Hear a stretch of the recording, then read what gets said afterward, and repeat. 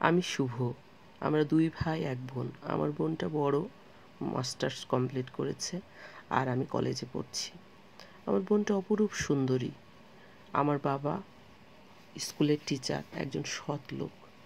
আমাদের অবস্থা খুব একটা ভালো না, নিম্ন মধ্যবিত্ত।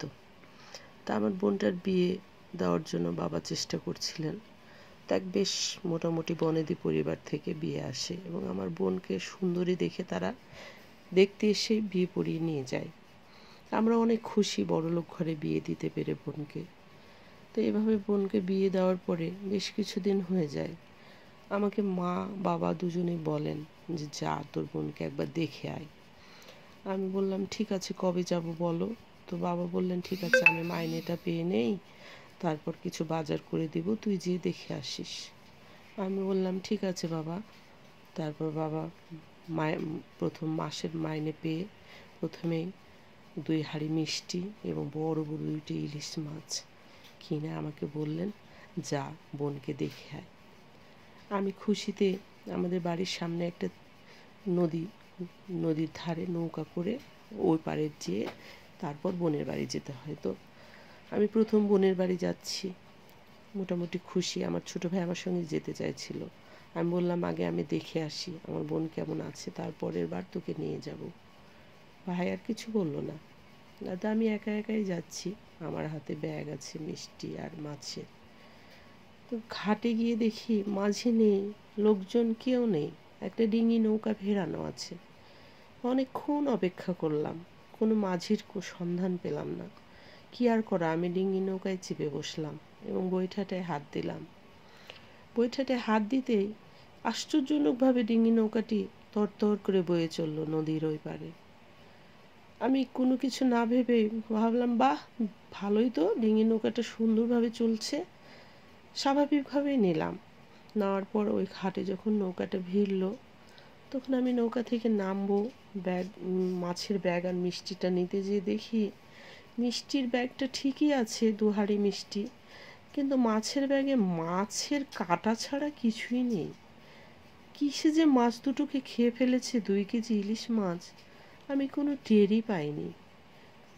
একটু আশ্চর্য হলাম যে নৌকার ভিতরে তো কোনো শিয়াল কুকুর বেড়াল কিছুই নেই, কিসে মাছগুলো খেলো। আমি অত শত চিন্তা না করে মাছের কাঁটাগুলো পানিতে ফেলে দিলাম এবং ব্যাগটাও ফেলে দিলাম। তারপর মিষ্টি নিয়ে বোনের বাসার উদ্দেশ্যে চললাম। বাড়ির সামনে গিয়ে দারোয়ান বলল আপনি কে? আমি বললাম আমি নীরার ভাই। নীরা মানে ওই বাড়ির বউ, বড় বউ। দারোয়ান ছুটে গিয়ে বাড়িতে খবর দিল। আমার বোন ছুটে এলো। ভাইয়া, আমি তার ছোট ভাই। আমার গলা জড়িয়ে ধরে বলল তুই এসেছিস, আয় ভেতরে আয়। আমি আমার বোনের মুখের দিকে তাকিয়ে নিজের চোখকে বিশ্বাস করতে পারছিলাম না। আমার অত সুন্দরী বোনটা কেমন যেন কালো, শুকিয়ে গেছে। পরনে যে পোশাকটা, এ কোনো জমিদার বাড়ির বউয়ের পোশাক না, কেমন মনে হচ্ছে কাজের মেয়ে। আমার কেমন খুব খারাপ লাগতে লাগলো। বোনের সঙ্গে ভিতরে গেলাম। বোনের শাশুড়ি মিষ্টির হাঁড়ি দুটো দেখে নাক ছিটকালেন। আমি সেদিকে গুরুত্ব না দিয়ে বোন আমাকে সোফায় বসতে বলল, দিয়ে ভিতরে চলে গেল। বলল আমি চা নিয়ে আসি, তুই বস। বোন আমার অনেকক্ষণ পর আমার জন্য শুধু 1 কাপ চা নিয়ে এলো। আমি চাটা খেয়ে বললাম বস, একসঙ্গে একটু গল্প করি। নীরা বলল, আমার বোনের নাম নীরা। নীরা বলল না ভাইয়া তুই বস, টিভি দেখ, আমার অনেক কাজ রে, রান্না করতে হবে, মেহমান আসবে। আমি সোফায় বসে টিভি দেখতে লাগলাম। বোন আমার চলে গেল। অনেকটা সময় পেরিয়ে গেল, 3টে 4টে। আমাকে খাবারের জন্য ডাকার কেউ এলো না। আমার ভীষণ খিদা পেয়েছে। ভাবলাম হয়তো আমার চলে যাওয়া উচিত। ডাক দিলাম নীরা, নীরা। যদিও আমার বড় বোন, তারপর আমি নাম ধরে আদর করে ডাকতাম, নীরা, নীরা, আপু একটু এদিকে আয়। নীরার কোনো সাড়া শব্দ নেই। 5টা বেজে গেল। আমি কখন যে সোফায় ঘুমিয়ে পড়েছি নিজেও জানতে পারিনি।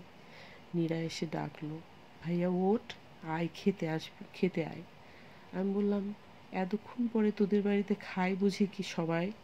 আর নীরা বলল, না রে ভাইয়া, অনেক মানুষ ছিল তো, ওদেরকে খাওয়াতে যে অনেক দেরি হয়ে গেছে।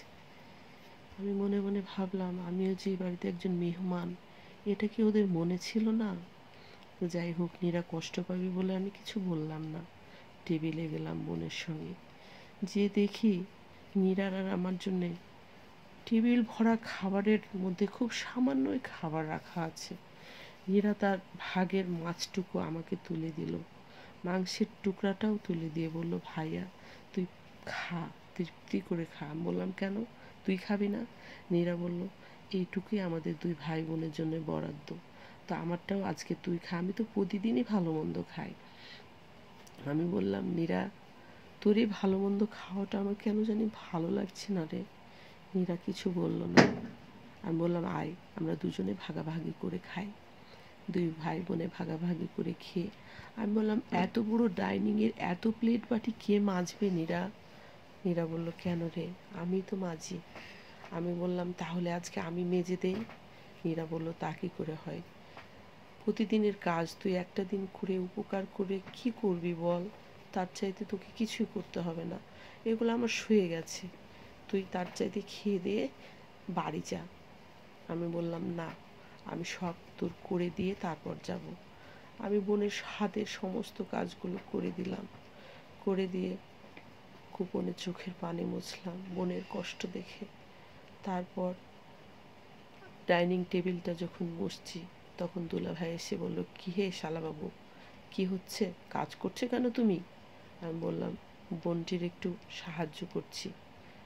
দুলাভাই রেগে গিয়ে বলল, কেন, তোমার বোনকে কি আমরা শুধু খাটাই নাকি? আমি বললাম, তা কেন হবে দুলাভাই, আসলে ওর একা একা অনেক কষ্ট হচ্ছিল তো, তাই আমি করে দিলাম। দুলাভাই আর কিছু বললেন না, রুমে চলে গেলেন। আমি নীরাকে বললাম, নীরা, তবে এবার যাই। নীরা বলল, ঠিক আছে ভাইয়া, বাবা মাকে কিন্তু এসব কথা বলিস না। আমি বললাম, তোর মাথা খারাপ? ভাই বোনে দু চোখের পানি মুছে বিদায় হলাম। চলে এলাম নদীর ঘাটে। এসে দেখি ডিঙি নৌকাটা যথাস্থানে ঠিক মতো দাঁড়িয়ে আছে, কিন্তু কোনো নেই, মানুষ নেই। আমি আবার ডিঙি নৌকাটায় চড়ে বসলাম। নৌকাটায় বৌঠাটায় হাত দিতে আবার আশ্চর্যজনকভাবে নৌকাটা আমাকে নিয়ে ছুটে চলল আমার ঘাটের দিকে। ঘাটে যখন নৌকাটা ভিড়ল, আমি নামতে যাব দেখি আমার পায়ের সঙ্গে একটা ব্যাগ বেঁধে গেল। আমি ভাবলাম, ডিঙি নৌকায় তো কেউ ছিল না, তাহলে ব্যাগ কিসের? আর আমার মাছের ব্যাগটা তো আমি ফেলে দিয়েছিলাম, তাহলে এটা কিসের ব্যাগ? ব্যাগটা একবার হাতে নিতে যে আবার ভাবলাম, অন্য কারো যদি হয়। আবার চারিদিকে তাকিয়ে দেখলাম কেউ নেই। মনে হলো ব্যাগটা আমার নেওয়া দরকার, যদি কারো হয় তাকে পরে ফেরত দেওয়া হবে, না হলে ভুল মানুষের হাতে পড়ে যাবে। তাও কৌতূহল হলো ব্যাগটাতে কি আছে খুলে দেখার জন্য। খুলে দেখতে যে আমার চক্ষু চড়ক গাছ, দেখি এক ব্যাগ ভর্তি টাকা। আমি ব্যাগটা চুপচাপ বাড়ি নিয়ে চলে এলাম। বাড়িতে এসে বাবা মাকে বললাম, নীরু ভালো আছে। বাবা মা খুব খুশি হলেন। তারপর বাবা মাকে টাকার ব্যাগটা দেখিয়ে বললাম, বাবা, আমি নৌকাতে এই টাকাগুলো পেয়েছি। বাবা বললেন, কারো হয়তো হবে, ভালো। মাকে বললেন, তুমি ওগুলো তুলে রেখো, কেউ যদি মানে মাইকিং করে তাহলে তার টাকা আমরা ফেরত দেব। মা বললেন, ঠিক আছে। টাকাগুলো বাবা তুলে রাখলেন। কিন্তু আমার মনে একটা প্রশ্ন থেকেই গেল, যে নৌকাটার উপরে তো কেউ ছিল না, আমি যাই তখনও ছিল না, পরবর্তীতেও ছিল না, টাকার ব্যাগটা এলো কোত্থেকে? আর আমার মাছগুলোই বা কে খেলো? মাছগুলোর বিনিময়ে টাকা আমাকে কেউ দেয়নি তো, কোনো অশরীরী? আমার প্রশ্ন আমার মনে থেকে গেল। আমি ঘুমিয়ে গেলাম। ঘুমের মধ্যে আমি স্বপ্নে দেখলাম কেউ আমার মাছগুলো খাচ্ছে, আর বিনিময়ে আমাকে এক ব্যাগ ভর্তি টাকা দিয়ে বলছে, তোমার মাছ খেয়ে আমি অনেক সন্তুষ্ট হয়েছি, এটা দিয়ে তোমরা তোমাদের অবস্থার উন্নতি করো। আমার ঘুমটা ভেঙে গেল। আমি বুঝে ফেললাম টাকাটা আমাকে কোনো অশরীরী দিয়েছে। আমি বাবাকে বললাম, এই টাকা কারো নয় বাবা, এটা আমাদের টাকা, আমার টাকা, চলো আমরা আমাদের অবস্থার উন্নতি করি। বাবা সাথে সাথে বাবাকে সাথে নিয়ে মিস্ত্রি নিলাম, বাড়ি পাকা দিলাম। আমাদের দোতলা বাড়ি ছিল, গরিব ছিলাম আমরা। বাড়ি পাকা হলো। আমার বাবা শহর গঞ্জে কয়েকটা দোকান কিনলেন। তারপরে বিরাট অনেকখানি ধানি জমি কিনলেন, এবং এর মধ্যে আমাদের মোটামুটি মাস 6 মধ্যে আমরা দাঁড়িয়ে গেলাম, বেশ ভালো একটা অবস্থানে চলে গেলাম। এরপর আমার বাবা আমাকে বললেন, চল খোকা, আমার নিরুকে নিয়ে আসি। মাও খুব খুশি। মা বললেন, আমাদের এই অবস্থা দেখলে নিরুমা আমার অনেক খুশি হবে, যা তোরা বাপ ছেলেতে গিয়ে আমার মেয়েটাকে নিয়ে আয়। যথারীতি আমরা ডিঙি নৌকায় আবার এসে উঠলাম। এবার 4টা ইলিশ মাছ নিয়েছি, 4 কেজি মিষ্টি নিয়েছি, ব্যাগ ভরা ফল নিয়েছি। বাবা অনেক খুশি। কিন্তু আজকে ডিঙি নৌকাটায় অনেকগুলো প্যাসেঞ্জার ছিল। আমাদেরকে নিয়ে নৌকাটা মাঝি বেয়ে চললো। আমরা যেয়ে নামলাম, কিন্তু আজকে দেখলাম ব্যাগে মাছগুলো ঠিকই আছে। আমার বোনের শাশুড়ি, নিরুর শাশুড়ি, অতগুলা জিনিস থেকে আজ আর ভুরু কুচকালেন না, নাক ছিটকালেন না, তিনি খুশি হলেন। যাই হোক, দুপুরে খাওয়া দাওয়ার পর আমাদের খাবারের জন্য ব্যবস্থা মোটামুটি করলেন। খাবার দাবারের পর বাবা বললেন আমার বোনের শাশুড়িকে, আজকে আমি আমার নিরুমাকে নিয়ে যেতে এসেছি, বেয়ান আপনি আমার সঙ্গে পাঠান আমার মেয়েটাকে। আপুর শাশুড়ি সাথে সাথে জ্বলে উঠল, আপনি না বলে না কইয়ে নিরুকে নিতে এসেছেন, তার মানে আমাদের অনুমতি লাগবে না, আপনি বললেই পাঠিয়ে দেব। বাবা বললেন, এটা কি কথা বেয়ান সাহেব, অনেক দিন আমার মেয়েটা আমার বাড়ি যায় না, সে তার বাবার বাড়ি যাবে না? ঘর থেকে দুলাভাই বেরিয়ে এলেন। বেরিয়ে এসে বললেন, এত চেঁচামেচির কি আছে, কি হচ্ছে এখানে? বাবা বললেন, বাবা দেখো, আমি আমার মেয়েটাকে নিয়ে যেতে এসেছি, তোমরা অনুমতি দিলে আমি কয়েকটা দিনের জন্য আমার মেয়েটাকে নিয়ে যেতে চাই। দুলাভাই বললেন, এখন নিরু যাওয়া হবে না, মাসখানেক পরে যাবে। বাবা বললেন, না, নিরু আজকেই আমার সঙ্গে যাবে। দুলাভাই বললেন, যদি যেতে হয় নিরুকে আপনি নিয়ে যাবেন, একবারে নিয়ে যান আপনার মেয়েকে, আমি আর নেব না। বাবা বললেন, ঠিক আছে, তবে তাই হোক। বাবা রেগে গেলেন। নিরুর হাত ধরে বাবা বেরিয়ে এলেন, আমিও বেরিয়ে এলাম। নিরু বাইরে বেরিয়ে এসে তার 2 চোখের কোল বেয়ে পানি ঝরছে আর মুখে হাসি। সে কৃতজ্ঞতায় বাবার দিকে বারবার তাকাচ্ছে। সে যে এখান থেকে মুক্ত হতে পেরেছে, সে আনন্দে সে দিশেহারা। তাকে নিয়ে আমরা নৌকায় উঠলাম। যথারীতি ওপারে আমাদের বাড়ি চলে এলাম, এবং বাড়ি এসে নিরু আমাদের বাড়ি সব কিছু দেখে এত খুশিতে সে আত্মহারা। সে আমাকে জিজ্ঞেস করলো, হ্যাঁ রে শুভ, তুই এটা কিভাবে করেছিস, তোরা এবারটা কি করে সম্ভব হলো? আমি তাকে সব কথা খুলে বললাম। নিরু অনেক খুশি। সে বলল, তাহলে তো একটা কাজ করতে হয়। আমি বললাম, কি কাজ বল? নিরু বলল, চল আমরা বাজারে যাই। আমরা 2 ভাই বোন বলে বাজারে গেলাম। বাজারে যেয়ে নিরু বলল, বড় বড় 2 কেজি ওজনের কোটে 4টা ইলিশ কিন। আমি 4টা ইলিশ কিনলাম।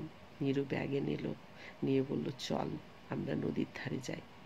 আমরা 2 ভাই বোনে নদীর ধারে গেলাম। যে সেদিনও দেখি ডিঙি নৌকাটা একা অপেক্ষা করছে। আমরা 2 ভাই বোন ডিঙি নৌকাটার উপরে মাছের ব্যাগটা রেখে দিলাম, দিয়ে বললাম, তোমরা পেট পুড়ে খেও, ধন্যবাদ তোমাদেরকে আমাদেরকে সাহায্য করার জন্য। তারপর আমরা 2 ভাই বোন হাত ধরে পাড়ে উঠে এলাম। নদীর মাঝখানে হেলছে দুলছে, কেউ যেন নৌকার উপর বসে কিছু খাচ্ছে, এবং নৌকাটা পানিতে হেলছে দুলছে। আমরা 2 ভাই বোন তাকিয়ে হাসলাম আর বললাম, ওরা ভালো থাকুক, অশরীরা, ওরা ভালো, অনেক ভালো, আমাদের অনেক উপকার করেছে।